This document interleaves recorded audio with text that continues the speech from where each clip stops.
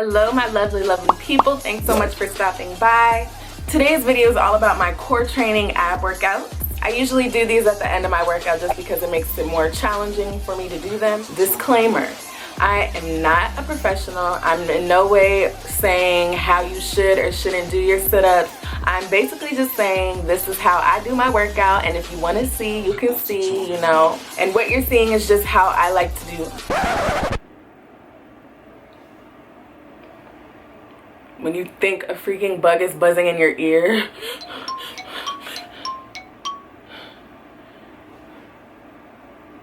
Oh my gosh. Okay, and what you're seeing is basically just how I like to do my workouts. So without further ado, my workouts are always so much more enjoyable when I'm listening to music that gets me hyped and gets me pumped. So I just use Spotify, and I'll leave my link to my playlist down below.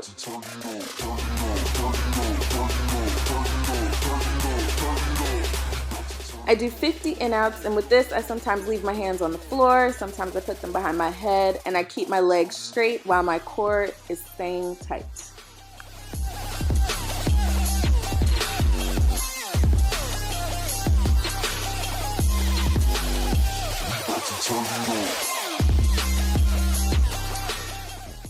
With my roll-ups, I make sure my shoulders get off the floor every single time I go up, and I aim to touch my ankles or my toes, and I do a set of 50.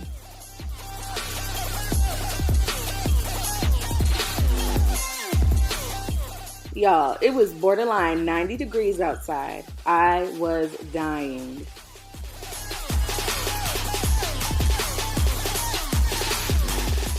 With bus drivers, I make sure I fully twist my body. I raise my feet up off the ground, crossing my legs at the ankle, and to ensure I twist fully, I tap the floor with my elbows or my hands.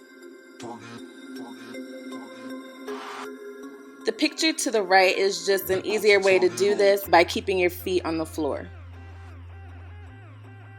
And this is me trying to ignore the burn I'm feeling and just trying to embrace the music. Here's a front view. I'm literally twisting my upper half in the opposite direction of my lower half in order to get a really, really good ab workout.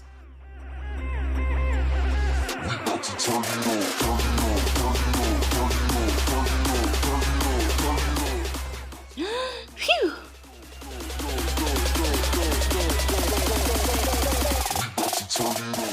So I feel the burn a lot with these ones. The goal is for me to keep my legs straight on the ground, and I don't like pulling on my neck, so I usually just keep my hands by my side. I have to remember not to hold my breath so I don't pass out.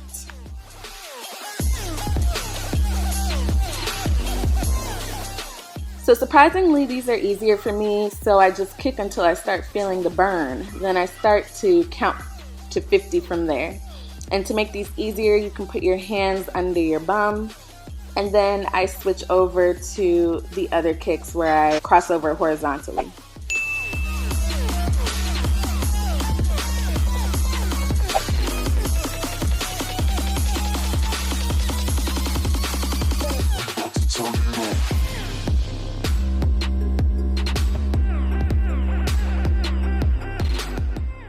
So the leg climbers are pretty self-explanatory. I just keep climbing and climbing and climbing.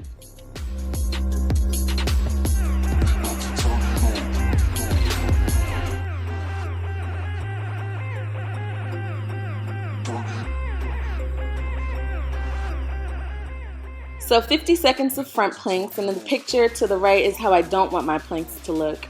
And to make it a little more challenging, I lift up my head. I always remember my coach being like, "Look at me, eyes up."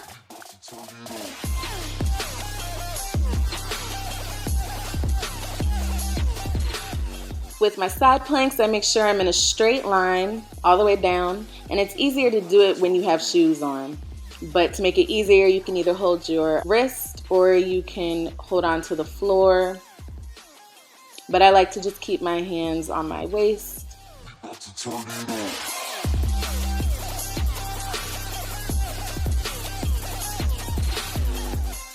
To keep things interesting, I just have my own little bicycle crunch combo.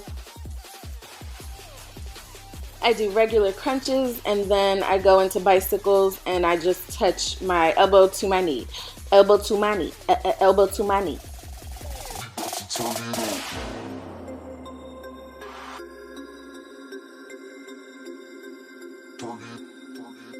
In order to work all areas of my abs, I do my side crunches and I do heel touches. And pay no attention to my awkward foot.